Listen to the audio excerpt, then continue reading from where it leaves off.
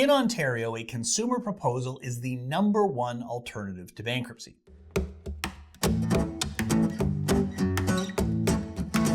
I'm Doug Hoyes, a licensed insolvency trustee with Hoyes Michalos. If you're considering a consumer proposal, you might be wondering, how do your creditors agree to allow you to settle your debt for less than the full amount you owe? How do they decide if they'll accept or reject your proposal? Here's how the voting process works. After you file your proposal, your licensed insolvency trustee sends a creditor's package to everyone you owe money to. The package includes a proof of claim, so they can prove how much you owe, and a voting letter, so they can vote and say yes or no to your proposal. Your creditors have 45 days from the day you file your consumer proposal to submit their vote. Each creditor gets 1 vote for every dollar they can prove that you owe. Federal law sets out a 2-step voting process. First, on day 46, your licensed insolvency trustee, in our role as your consumer proposal administrator, counts how many creditors based on dollar value have requested a creditors meeting. If less than 25% of creditors, based on the dollar value of their claim, have requested a meeting, we're good to go. Obviously, in that case, the vast majority of your creditors have accepted your proposal, so your proposal is deemed approved. At Hoyes Michalos, most of the consumer proposals we file are approved at the end of 45 days with no meeting required. However, if more than 25% of creditors request a meeting is scheduled within 21 days. At that meeting, creditor votes are counted. If over 50% agree, the proposal is accepted and is binding on everyone, even the ones who didn't vote in favor.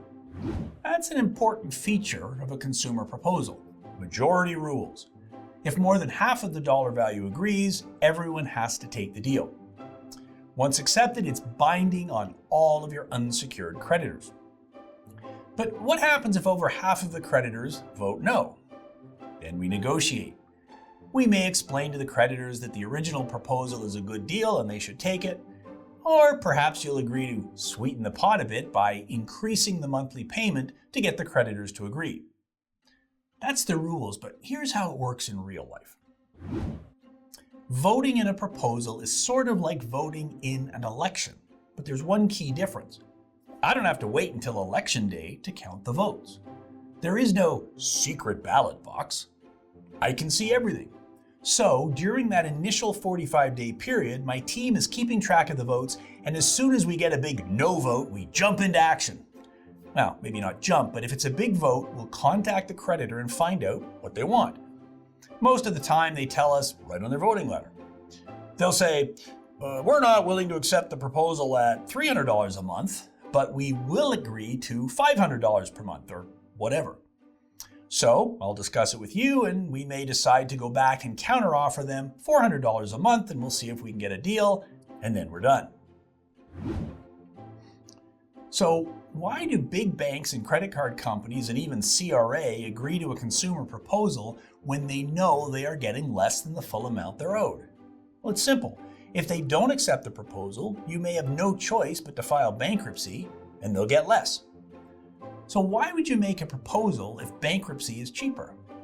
Because a bankruptcy looks a bit worse on your credit report, but also because a proposal can be paid over up to 5 years, so even though the total amount might be larger, the monthly payment may be less, which is easier on your cash flow. At Hoyes Michalos, we're proud of our 99% acceptance rate for consumer proposals we file. We design proposals that are realistic, fair, and in line with creditors' expectations, which is why our clients succeed. To learn more about how a consumer proposal can help you become debt-free, visit Hoyes.com. I've put a link in the description below if you want to learn more about the voting process in a consumer proposal. Are you considering a consumer proposal? Let's take the next step together. Your fresh start is closer than you think.